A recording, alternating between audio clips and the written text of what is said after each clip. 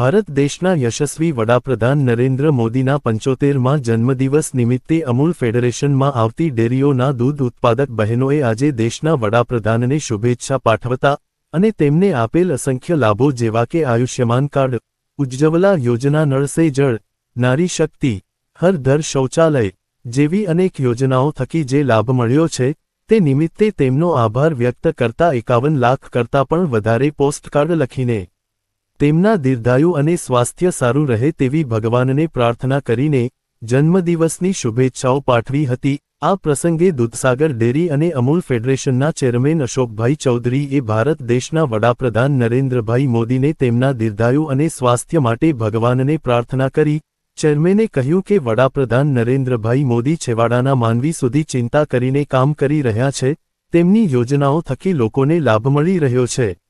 એ કાર્યો માટે આજે બહેનોએ 51 લાખ જેટલા પોસ્ટકાર્ડ લખીને તેમનો આભાર વ્યક્ત કર્યો અને જન્મદિવસની શુભેચ્છાઓ પાઠવી હતી। સાહેબનો 75મો જન્મદિવસ છે। મોદી સાહેબનો આભાર માનવા માટે અમૂલ ફેડરેશન અને સાથે જોડાયેલી બધી જ ડેરીઓ જે ગુજરાતમાં લગભગ બધા ગામોમાં દૂધ સંપાદનનું કામ કરે છે, ત્યારે અમૂલ ફેડરેશને નક્કી કર્યું છે કે ગુજરાતના બધા જ ગામોમાં